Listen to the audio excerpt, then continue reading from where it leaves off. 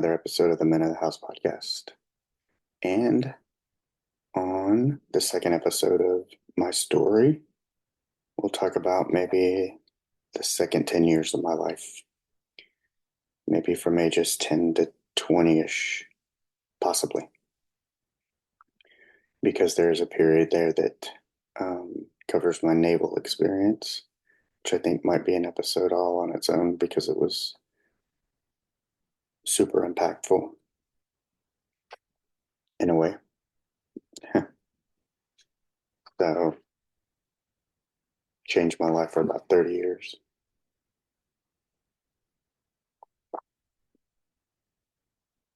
Anywho, it is November 13th, 2024. My daughter, Sophie, turns 11 today, and she's off to school. To do that, I am recording while Buck's asleep, as I didn't record last night, because I am having some conundrum here on what I'm going to do with this podcast in terms of as it relates to the Men of the House podcast, the concept,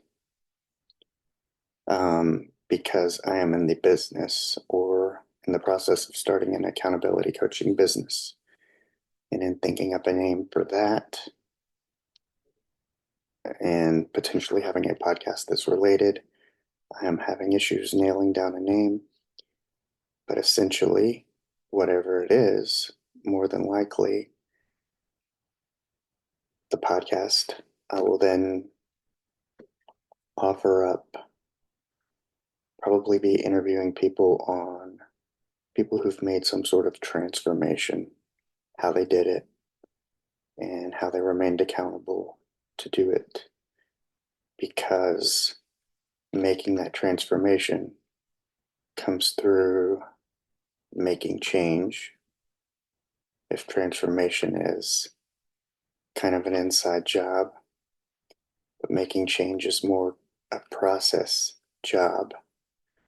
You change your processes, which leads to transformation. At least it did for me. So, yeah, that's kind of what I'm considering at the moment. And so I may finish out this podcast with Caregiving Chronicles and telling my story, and then move on over to that because it is Q4. It's the last quarter of the fiscal year, which I'm running quarters the same as calendar years, as some budgets start in July. They can start kind of any quarter, but it's up to each company how they do it. But anywho, that's what I'm considering. So yeah, I don't know what's going on with this. Part of me is like, well, what's the point? Part of it's in my identity. Now I just podcast. So after a night of sleep, I woke up this morning and decided, let's go ahead and record. Yeah, feels more natural. So anyway, going into the second 10 years, I think I probably left off somewhere in the fifth grade. It's one of my favorite years. That's what I tell my daughter. I remember Miss Stripling. I think I told you guys, I think she was a hippie because her and her husband took a VW bus up to the California Redwoods, drove through there, brought back some picture slides, and it was also one of my favorite years just because that's the year we studied the solar system and different things like that. And um, yeah, there's something magical about that time when you're a kid and making clay models and learning about space. Because I think the year before was when the Challenger blew up, which we watched in class. That was kind of a big deal. Um, yeah, I think I was still playing Little League football, had not gotten my black belt yet.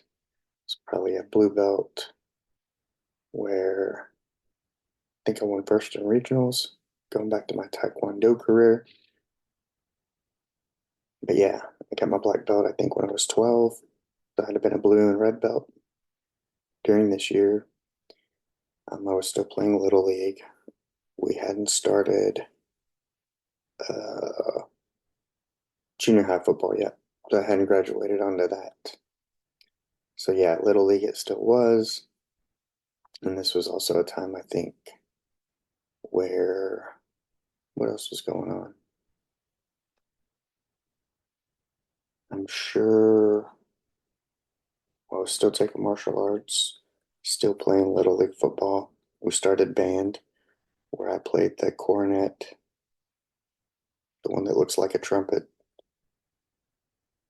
Yeah, I wanted to play saxophone, but ended up with cornet.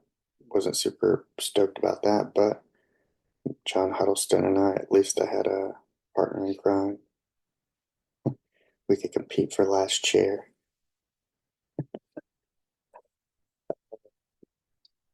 He probably remembers, I think it was Benji Cook. We were selling those little chocolate bars they do for fundraising. And he's like, I'm going to sell all these chocolates if I got to go to Timbuktu. Remember me and John used to, little dirty Johnny, little dirty Juan, Sucio Juanito. We used to always make fun of that. Fun times.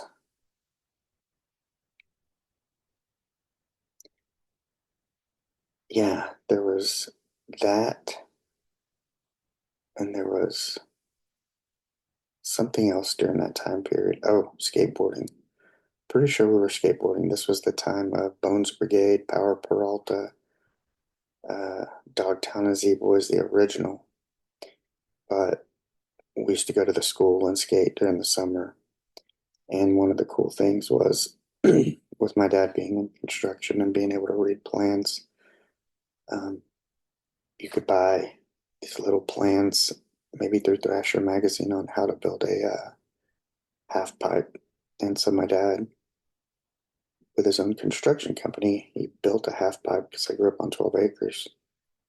So very secluded, and the roads were blacktop roads, weren't great for street skating. Hence, we had to go to the school. Um,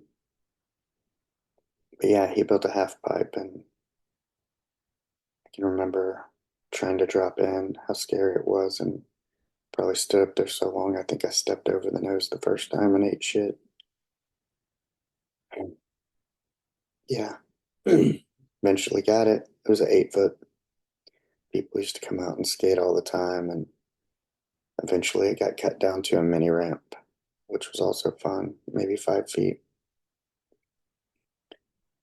But yeah, good times right there. And then, kind of comes seventh grade, and it's time to leave Little League and move on to junior high football. Well, the interesting thing about junior high is, 12, 13, these are those years that seem like everybody started growing with the exception of me. And to put it into perspective, when I was a freshman in high school, I was 90 pounds and 4'11. So I didn't grow much. So during these years, I think I started off playing football in junior high. And, I was a little ahead of the curve, but along with some people, because there were some other little league players in there. But because I'd played for years, but eventually that really wouldn't matter. It wasn't getting ahead because I didn't grow any. So I remained small and everybody grew and became faster and could hit harder and everything. And I can remember both seventh and eighth grade playing somewhat, but getting injured before I eventually quit. Um, when I was in Little League, my last year there, I remember I got speared in the back, and that gave me like some back issues. And then I think in seventh grade, um, I had my helmet down and not my face mask up, and kind of impacted my spine, hitting someone, which jacked my back.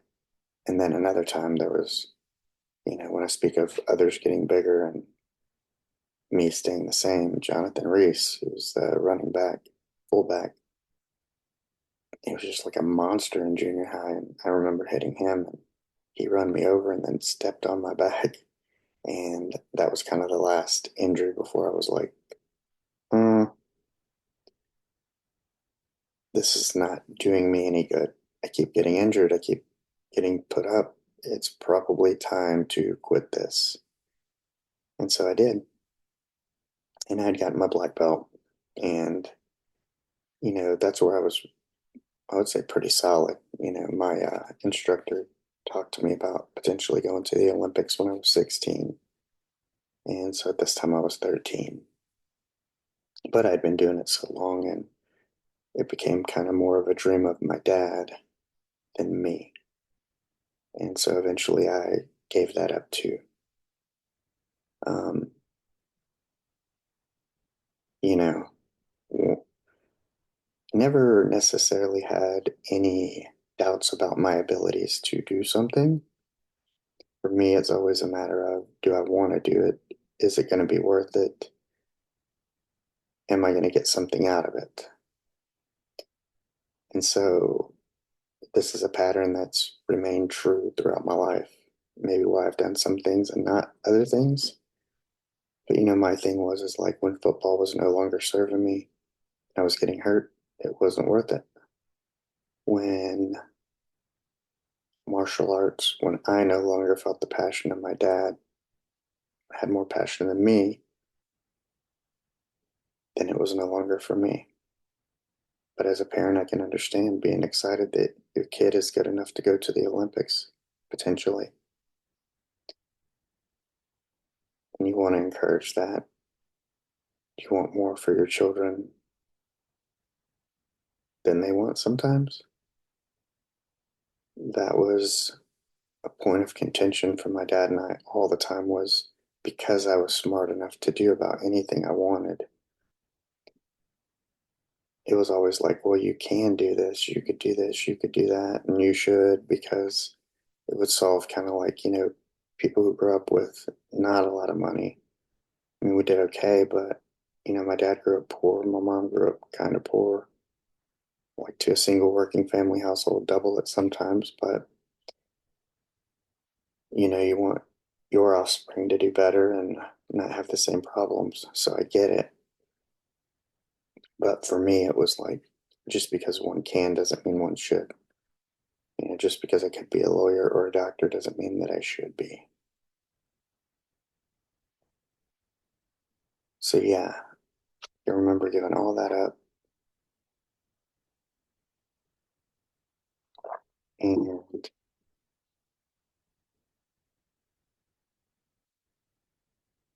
freshman year, like I said, 4'11", 90 pounds. Football was too much. I decided I would play tennis. Um, it was enjoyable. My first doubles partner was Andrew, who designed the logo behind me. Um, he was definitely way better than me because he ended up moving on to singles and then going to state, I want to say. So yeah, he kind of propelled forward. I kind of stayed behind. I had a few doubles partners throughout the years. And by my junior year, I had double partners with Steven Machek. I think he's now an orthodontist.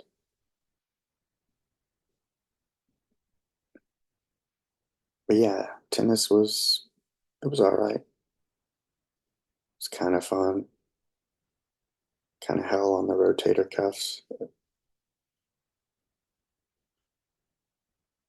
I think I played golf once. It was either choose between golf or tennis. I think I did golf once, but probably because Andrew was doing tennis, I'm sure that's why I did it. Because we were skate buddies and all that kind of stuff. Um, yeah, but outside of that, you see, going into high school, what was that like?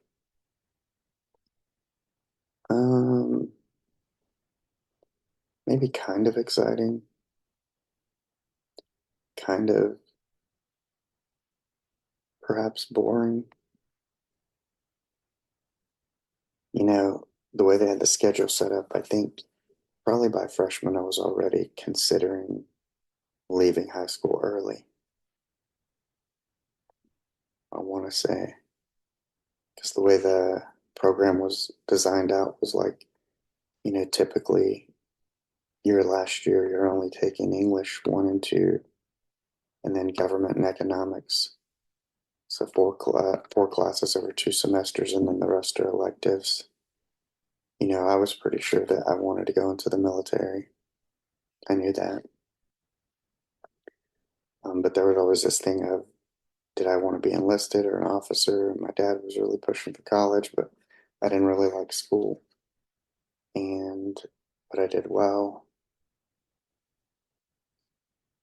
But I can remember they had this program at the University of North Texas in Denton where you took a test, and then if you got in, you could do your first 2 years of college, last 2 years of high school concurrently, and then graduate,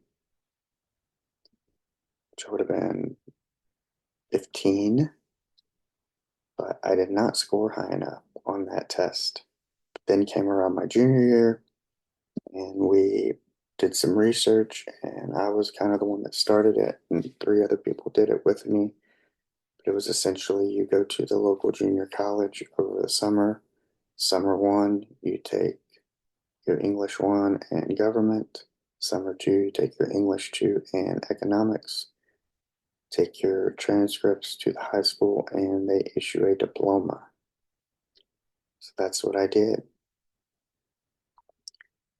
Graduated at 16, or roughly, yeah, 16, 17. I think I turned 17 over the summer. I was on my way at 16. But yeah, we had some people I was a little jealous of, that they were able to do like the National Guard program, where the junior year summer they went to boot camp and came back for their senior year.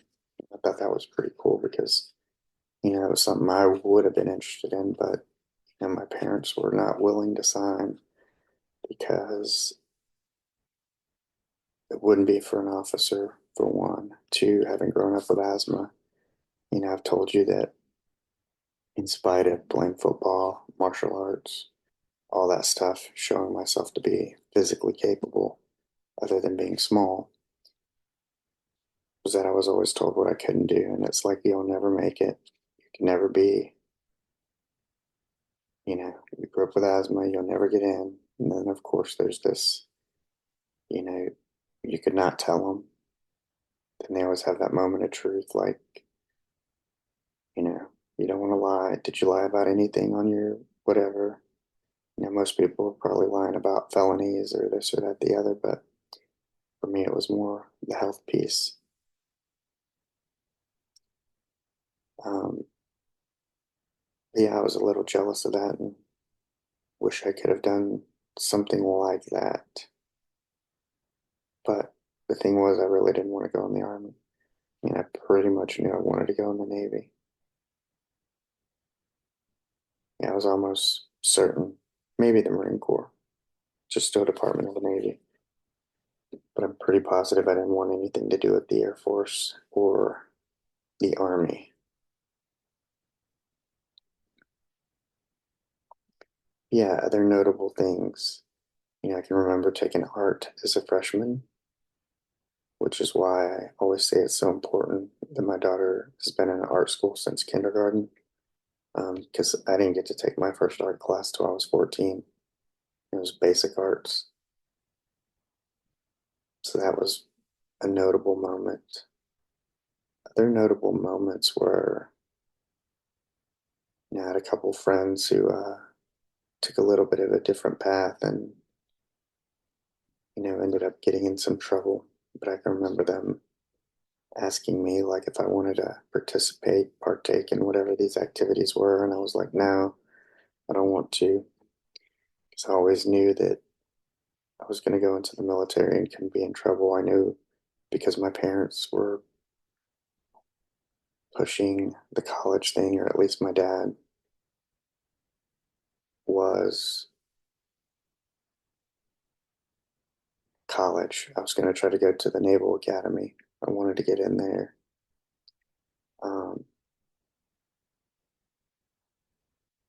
Yeah. So I knew I couldn't get in any trouble, even though I knew I didn't want to go to college. And it was interesting because my mom's like, well, I'd prefer you go to local college, TJC, and just stay home and join the reserves. I wanted to get out because this was a town of 400 to 800 people, very small town. I knew there was more out there. And so we kind of had different plans. But yeah, I knew I couldn't get in any trouble. So I was, God bless them because they were cool about it and didn't try to pressure me. They just kind of let me do my own thing. Um, yeah, they eventually got in trouble and had to do some community service and different things for that, for some of those activities. But yeah, my parents and I, one thing I've always been able to talk to them because I know it was during that time. I remember telling them on the way to a trip one time that, you know, hey, they're kind of going down this road or asked me to participate, and I told them no. And yeah, I was at least able to be open and honest with them. But my why was strong. I knew that if I were going to get in the Naval Academy or anything like that, that having something like that on my record would um, remove a lot of those chances. But interestingly enough, I didn't get to skate out free when I was 17. I do not remember if I graduated or not, but my parents went to Vegas and left me with my Uncle Leroy. And, he's a beer drinker. I was 16. So me and my cousin and my uncle, I drove him to the beer store to get beer in my single cab truck, lowrider. And, you think it's being responsible. He can't drive because he's drinking, but he gets his, you have to go across the county lines, across this bridge, and um, we deliver him, driving back across the bridge. We get pulled over by Texas Alcoholic Beverage Commission, TABC. Some big pork chop wearing fat ass cowboy with those wool style brush popping jeans. He's like, I was watching y'all from across the street with binoculars, and your minor's in possession of alcohol. And it's like, hey, I'm just driving. Like, he's the one, you know, we just drove him to the beer store. And he's like, well, if it's within our, my uncle did have an open container. He's like, well, if it's within arm's reach, it's considered in possession. And you're the driver responsible for everything in the vehicle. And he had bought a bottle and he had it like in the floor, and the fathead was like, why didn't you put it in the back of the truck? It's like, really, you can't put a glass bottle in the bed of a truck, it'll break.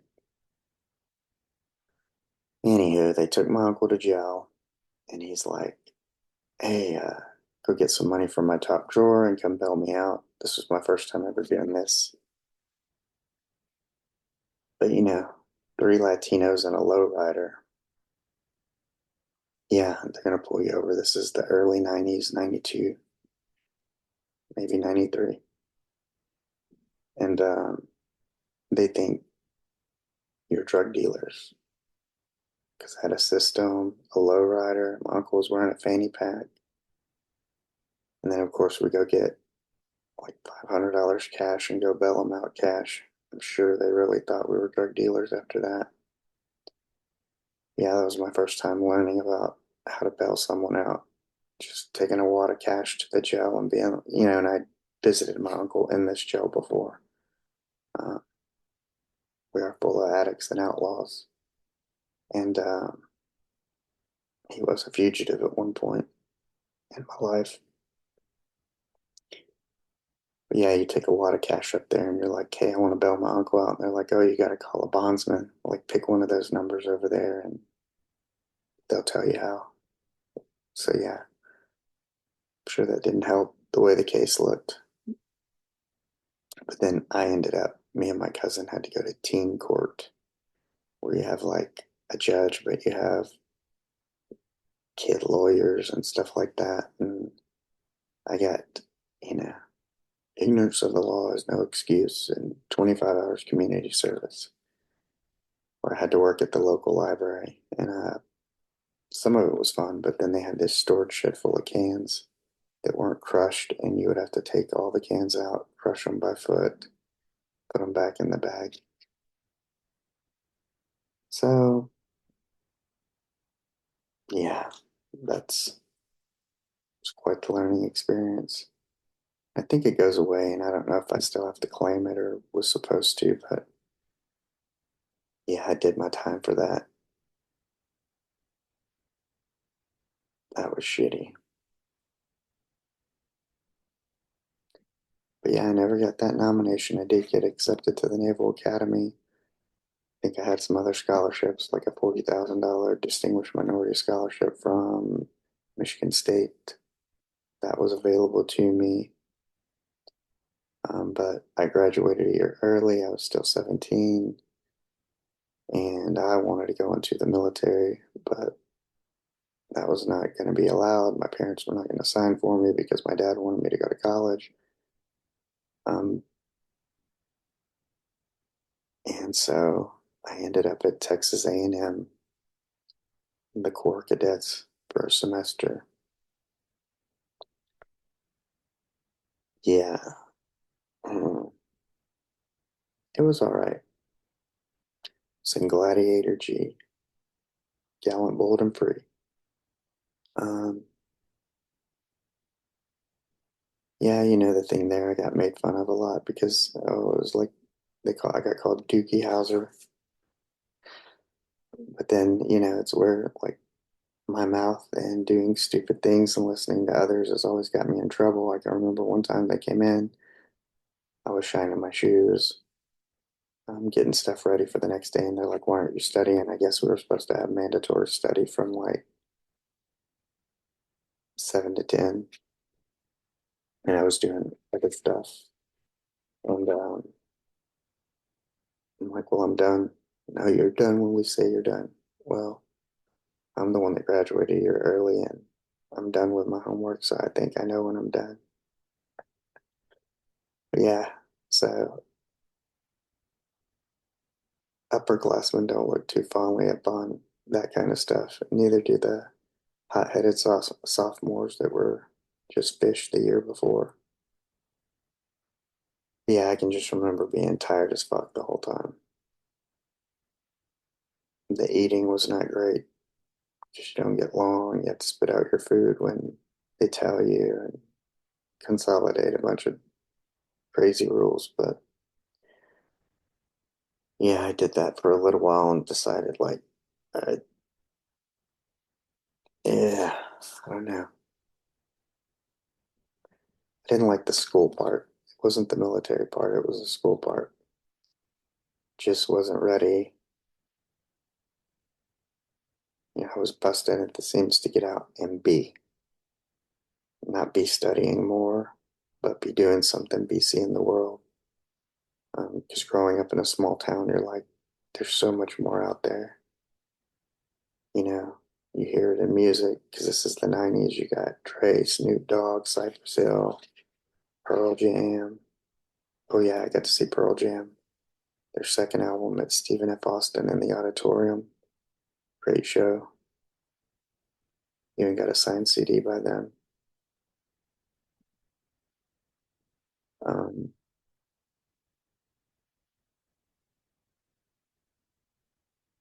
yeah, that was a time of some of your favorite things were coming out of bigger areas, and you had that dream, that high school dream of whether it was, music, this or that, the other. Yeah, because I did time at Texas A&M, decided no, that wasn't what I wanted. And then my cousin, the one who also got the minor in possession with me, he lived in Dallas and he was going to the Art Institute for music and video production. And I enrolled in that program and lived up there and did that. also a little bit before I joined the Navy. And then for whatever reason, it was like, because I think I'd signed in delayed entry and did all this, and then was like, I think my parents were kind of wanting me to stay back and not go in because the only way I did get them to sign was if I joined the Navy nuclear program because you're supposed to get like 60 hours of college and you'd have a job when you got out and all that shit. That was the only way, and I didn't really want to. Um, but I think I joined the delayed entry program like in October, November, because I left in March, and I think it was like, well, you can try this. I think my parents wanted me to stay home versus really go in the Navy. Try this music production thing if that's what you want to do. And yeah, because they were wanting me to stick around. But there was something, even being in Dallas wasn't, I don't know, that time came up, and I feel like my dad told me, well, if you don't go, you'll never know. It'll always be a what if. Because I could always come back to the Art Institute. But when was I going to take this chance to get out? Because I'd already been to MEPS and lied about my asthma and gotten past the door. So, like, well, if you don't go, you'll never know. Because I could always go back to the Art Institute. So it's like, fuck it. Let's take the chance. Let's see if I can do it. But it wouldn't be met without resistance. So that's what I decided to do. So graduated a year early, went to Texas A&M for a bit in the Corps, decided I didn't want to do that. Joined the Navy Nuclear Engineering Program on delayed entry, right out the Art Institute because it was in quarters, not semesters. And then when the time came, I just said, screw it. I'm going to do this Navy thing and get out of here and get away. Because I feel like every young man, I don't think, you know, there was this idea of what I wanted for my life and then this idea of what my parents wanted. So there was odds and probably partially my reason to get away because I felt like I would be more independent. Like any young person, you want to do what you want to do, and you'll see this theme as it continues throughout the story. But at 48, I'm just now finally learning to go out and be who I want to be. So until next time, you guys go out and be the person that you want to meet.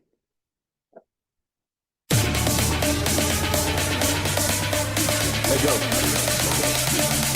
Asteroid of fear.